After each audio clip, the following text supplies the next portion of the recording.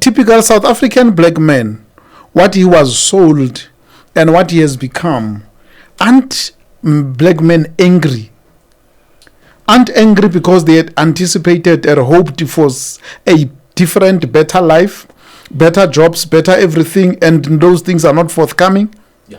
Men were angry, but they had something that kept them busy for 8 hours or 12 hours a day. Which is work. Yeah.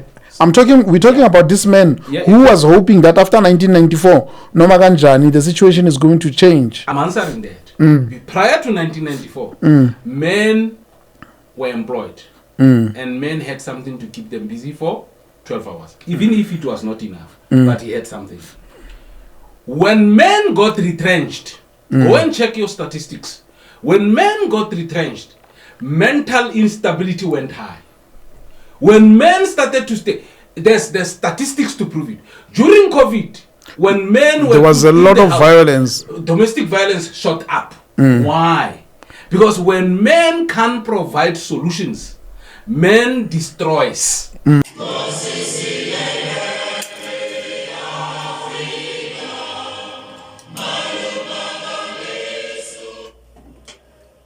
And of course, when you hear that song, you know for sure that it is beginning to happen. Today, it is the 29th of the 9th month in 2024. And it's a great day. Great day. Are you well? I'm well, and you? I'm well, thank you so much. Thank you. I heard Barari Professor. Our people on YouTube. Oh, okay. They are saying, hey, these professors, and another one says we are addictive. He can't wait for us. So this is impacting positively. And to those viewers there, we are very much humble. And to our listeners on 102, we are also humbled. That's Lepe. Today we said we had agreed last week that we should speak of family. But maybe before we could go family, let's talk about men and the role of a man in society. What is a man? What is a man? Thank you, Dr. Malungane. Hlanganane has reduced a man into a number of things that man was not designed to be. First of all, a man not by vote, but by default. Yes. A man is born a leader of society. Okay. A leader of his family, a leader of society. Yes. Unfortunately, as things evolved, we arrived at a point where a man was reduced into many things. One of them being an ATM in his own house. One of him being an abuser in his own house. But that was not the original intent of man. What is the original intent of man? The original intent of man was for men to lead by example. Man was designed to be not a slave. I don't want to describe him as a worker because man was designed to be a god in action. Okay, let us create man in our image and our likeness. So just God in action. God in action. What has man become? Man has become a number of things. In some instances, man has reduced himself. In some instances, man has been reduced by circumstances. For you to be a leader, leaders don't how do I put it? Leaders are not looking for a conducive climate or position to lead. Men assume and create a climate for them to lead. Yeah. And how men are wired as solution generators, solution implementers, solution orientators. So man is not just, when you talk to a man, and I normally say that to my wife, to say, when you give me a problem, you are not giving me a point of discussion. You are saying to me, here's the problem. Do something. Do something about it. And when I do something, you then say, but you didn't consult me. I said, how do I consult a person who already knows about the problem, who does not have a solution? Or a problem who has given me a problem. When I solve the problem, you're questioning. Exactly. Yeah. So man is that type of a person, a leader, an initiator, a change man, a change proponent. Man is God in action. Yes. Now, that is an ideal man. Will I be right to say that? No, that's the man. Oh, that is the man. And that's the man. But men today has become different. Something else. Man is angry. Man is bitter. Man at times wants to become a woman. A man has been reduced to nothing. And when man has no resources, society does not respect him, including his own family and children. Sure. That is what man has become. Now, in the midst of this, how can man survive? All right. Man must only remember what his intended creation was. Remember, if you are a change initiator, it means when society does not respect you, they are giving you a problem, and it's up to men to solve that problem. Unfortunately, society in taking away our manhood, it created laws which are not natural to man. Yes. And once man operates in an environment that it is not natural to him, that is not allowing him to be what God has intended him to be. Exactly. Then man, as part of solution, he decided to do one of the following. Either he retreats back, withdraws. Okay. Yeah, he retreats back, withdraws, and becomes a shadow of himself. Why do we think men are filling up taverns? It's because they've now developed into a shadow of themselves. And I'm not against people that are drinking. I'm saying drinking was a point of socialization, and drinking has never been and shall never be a point of where we offload our problems. Yeah. And unfortunately, society is created sometimes by man himself. Remember, man is in competition for resources. Man is in competition because it's a solution. But where is the woman in this place? I'm looking. The reason why I'm saying this, that there is a book that talks about manipulation of man to be who he has become. Man was not intended to be what he is, but has been manipulated to be what he is. Man has now been wired to produce, to fend, to protect, and to provide for this family. And in this instance, if man cannot provide, it becomes a problem. It becomes a shadow because he gets to be put aside. Sure. He gets to be discriminated. Sure. Yes. He gets to be discriminated. Sometimes because of wiring, he discriminates against other men. But fortunately enough, we are discussing this issue of men after we have emerged from how to make a slave. Yes. So if you link how to make a slave and where man finds himself in, you will realize that it has been a process developing against men, and men did not realize because men were made to be in charge of a process that produces a weaker man. You know, that is Lepe, I've read several times Proverbs 31. Ne? Yeah. And in my reading of Proverbs 31, and the book speaks highly of a virtuous woman. The virtuous woman. Now, you begin to ask yourself, there's a part where it says the man becomes proud. She wakes up early. She does everything that is expected by the man. And she multiplies things. And I'm like, if I'm creating a picture where ba ba bua basadi ke bao ba etsa di-chores tsa bona and everything. Now tables have turned. Not only tables have turned, tables have been removed. Yo. And that's how worse the situation is. If you were to read the Bible, which normally I say to people, if we were to set up a standard of a man and a standard of a woman in the Bible, society would have failed to be either of them.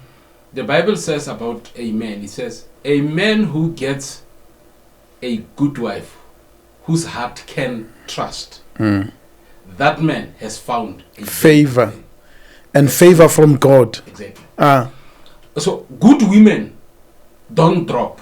They are created by good mothers. Good mothers don't drop. They have a brilliant relationship with their fathers. They don't simply drop. But society, as it continued, you remember that there were very few people that were not married when you look at our history. Yes. Because there was polygamy.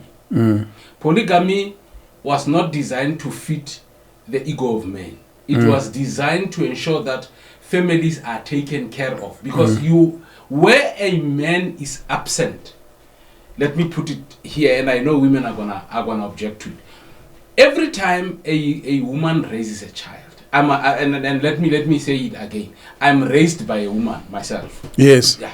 So I'm not. You're raised by a single mother. By a single mother. So I'm not doing this. But in the absence of a father, a boy's son, a boy child loses direction. True. And once the boy child loses direction, from there we have developed a program of men who are going to lose the value the that direction men itself and direction that men should be taking. Here's a saying. They say difficult times of oppression, suppression and all that create tough men. But here's the problem with tough men. Tough men create soft life, and soft life brings out weak men. And it will take another program to change men from where they are now to something else. But it's a program that we can initiate. It's a problem that can be started. What happens to the cultural dynamics that are there? Sure. An example would be Indodo Zulu, who would say, "When fast shy." Then I'm not sure now, and Munna wa Mupedi, Bomma Bari, you understand, and etc. We are one. Agreed. What happens now to an ideal man, or what becomes good? What becomes the man outside culture, or what becomes the role of culture influencing men and how men perceive and views life? In fact, I do not know whether a real man or a real Zulu man can say Typical you. Typical me. Yes. I don't think I am ready to say Mfazing Zokshai. I'm not ready. Because there's a Zulu saying, and I'm gonna say it on air, that says Umfazu agashawa ngendong. Good real. Now, a Zulu man comes from that culture. And a Zulu man who's petrified, who's dominated, who's frustrated, to becoming a man resorts to violence against the weaker sex. We don't, naturally. And then the question is, why is it the case now? What happened? What happened? And we cannot disassociate a man of today and a man that was injured in the past. Remember, we once discussed this issue when we were talking about church, to say, why were pastors left behind? Yes. Once there's that mistrust between a man and a woman, remember, even the Bible says a man who gets a woman whose heart can trust gets a woman who's more expensive than rubies. So you can't price a woman whose heart, you can't price a woman. You can't price it. Yes. That's the starting point. Now, we can't blame women. We must blame the person who drove the wedge between men and women. Who happens to be? the person who created an in-house slave and a field slave created a wedge between a man and a woman, and that wedge became permanent. But how do we correct it? Because, I had sent my sons Yes.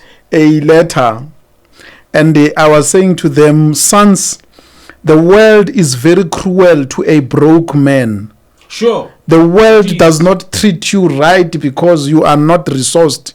And as a result, women have got a tendency of soliciting or seeking things from men.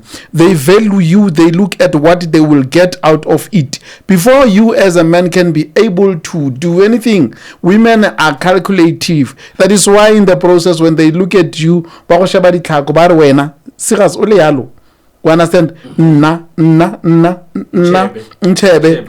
So in short, they are looking for things, and this has become a pressure into men. It has. Men has been turned into ATMs from the family. It doesn't start at the street. On the street, when they see you a walking ATM. But even at home, they see you as an ATM sitting on the sofa. Because, and here's the problem that always happens. If it's a Malungane, you are driving, you give her 1,000 rand, you keep 1,000 rand in your pocket. Then you say to her, you stop in a place where you should have lunch. Or while you are driving, the daughter says, Mama, I'm hungry. Why does she say Mama? Because Mama has been drawn into her mind as a provider of food. Yes. And then what would the mother say? Talk to your father. But she's having 1,000 rand in talk to your father. Now, a person who does not understand that, he might think that it is being said because you are driving the car so that you can stop the car. No. When you get into the restaurant and after you have eaten, even the waiter takes the bill to you. Yes. You might be the last one to order. In fact, your food might be ordered by your wife because she knows what you prefer. You walk into the place, she says, no, my husband will take ribs. And then, fine. And then she says 2 ribs and what. When the waiter is finished, he or she does not bring the bill to the person who ordered. She brings the bill to a person who's man. And that's how women and society have now been coined. If you remove men from society, you put them aside, you'll see how women who are forming the bigger and the larger chunk of society have been wired. They have been wired to demand things from men. Isn't this creating a sense of entitlement? It is. In fact, this morning I was teaching about that in a church. To say, if you are a woman and you are called to be a helper, you help somebody who's already working. You can't come and be lazy. Yes. You can't come and be lazy. True. If I am a businessman and I'm generating money through the business, you must walk into the business, learn the trade of the business, and say, as a helper, let's expand for both of us to benefit. For the rest of the family to benefit. I also know that we are going to talk about the women, but women will be multipliers. They are. So in the process, a woman must be able to multiply. That's why he's called as a helper. So that he must generate what you can't generate. The problem is when they look at helper, they maybe even us men, when we looked at them as helpers, we reserved them into a kitchen. Well, there's an important function to be done in a kitchen because a man who's not well fed, the brain of that man is not optimally used. Yes. Now let's talk about this man who finds himself wanting. This man who has been rejected by society because he is unfortunate. This man who has done everything, has his degree, has everything, and now unwatata because society is putting pressure on him. Yeah, that man is found in all men. Even us who are working. Yes. That man is found in all of us. Even us that are working, even those that are owning businesses. That man is found in all of us. What do you mean? I mean, How many times do you go to sleep and say, what could happen if the source of my income goes dry? Yo. Because you look at another man being treated the same. Yes. Right? Not by his wife, not by his children alone, but by society in general. Even decision making. Ko family ya ko When you are tsalwang teng. family and you are firstborn, Ko tsalwang but you teng. don't have Resources. Your firstborn, being a firstborn, has been sold out. You are out. You are out. Jacob will take over when I saw. No, you are done. You are finished. That is why that verse in the Bible teaches us that for Esau to negate his firstborn sheep, what happened? Somebody gave a plate of food. Somebody came with a better resource. Yo. And it replaced. So, do we blame women? Let's see. Even in the Bible, who facilitated? Rebecca. The mother. Was she saying, Esau is not my son? No. She was not saying that. She was saying, the time will come when a firstborn without resources means nothing. But can I go tell you now my understanding of that scripture, though we are not discussing the Bible today, my understanding of that scripture, Sure. when I look at Nzama and I look at Tolani, I know already anka mo 5 million, wa go multiplier, wa go etsa di-party. So as a result, if because Rebecca is listening to Isaac, who says, I want to bless you. But me Rebecca knew is so tlabatlalang o wa go tsa lefa laka a lisa ditšhabeng. Sure. I would rather give it to Jacob, who I understand and who has been responsible. Sometimes that could be the case. It could be the case. Yes. But you know where it doesn't become a case?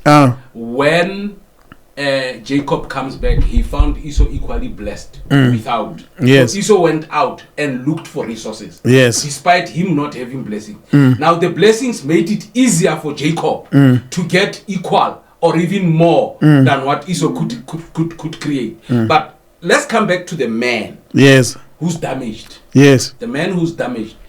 Let's talk about this man o tsogang flugu. I am mochichirizo ke mo bontate ba emanteng ba emela di vene etla wa itatlhela a kana khutla tshwere 100 rand or 200 rand based mo goreng the man who took him ke bokae. So let's talk about this man who comes back home as a tshwara nix. Sure. Yes. Let's talk about what's going on in his mind. Yes. But let's make an observation first. Let's subtract from mentally disturbed people. Let's subtract Banyaope and put them aside. Yes. Right? How many of them are men and how many of them are women? Yeah. Men are more. Men are more. Why? Because society makes a mental demand on a man who's a solution provider and who needs means to provide a solution, and he does not have that means. Once he does not have that means, he's reduced into the woman of the house. Well, and once the man is working, the woman is working, the woman accents position. And once a man's position has been altered, his job description has been altered, men can operate. Without, and I'm not suggesting that being abusive is correct, without being abusive or without abusing himself. And all that. Once he gets frustrated and he can't use his muscles to solve the situation, what does he do? He destroys himself. Self-termination. Self-destruction. Yes. He's wired like that. If solutions can't come, create havoc. It creates havoc. If a country has got no economics, it goes to war. Let me ask you this question, Njay. Typical South African black man, what he was sold and what he has become, aren't black men angry? aren't angry because they had anticipated or hoped for a different, better life, better jobs, better everything, and those things are not forthcoming? Yeah. Men were angry, but they had something that kept them busy for 8 hours or 12 hours a day. Which is work. Yeah. We're talking about this man who was hoping that after 1994, Noma Kanjani, the situation is going to change. I'm answering that. Prior to 1994, men were employed and men had something to keep them busy for 12 hours, even if it was not enough, but he had something. When men got retrenched, go and check your statistics. When men got retrenched, mental instability went high. When men started to stay, there's statistics to prove it. During COVID, when men were, there was a lot of violence. Domestic violence shot up. Why? Because when men can't provide solutions, men destroys. That's how he's wired. So, unfortunately, we have that situation. Men are absolutely angry. Take them to a march. Take an angry man to a march. Not women that bans a hostel, or not a hostel, a school. It's not me. It's not women. It's men. It's men. Out of frustration, he bans a school. Is it right? It's not. He assaults his wife. Is it right? It's not. He murders his wife. Is it right? It's not. He rapes. Is it right? It's not. Can we justify rape by citing poverty? We can't. But we are dealing with a person wired to provide solutions. If he can't provide solutions and he has got no resources to provide solutions, any other thing that happens afterwards is called collateral damage. You know, a lot of things are flooding my mind now to say. Also, men tends to be betrayed easily, and the moment when men works very hard. Let me create a scenario, 1 minute scenario. A man, mechanic, and he's making a cool 5,000 easily in a week, and we invest go mme. When I'm off at go university, you begin to say, I'm tired of this smell of oils. This man, he smells oils even after he has washed. So kibatla the doctor, kibatla the accountant and all that. And this man looks at you and says, I have put all my resources into this woman who is now turning around. I found her. Asna nix. Today he is turning around and acting like he's better than me. I'm not condoning what this man would be feeling. But I'm simply saying, man find himself adirile motlhaka ka language ya go strateng aba fela gore o nketsa motlhaka ke tla mo bontsha. Sure. Fortunately, I'm a product.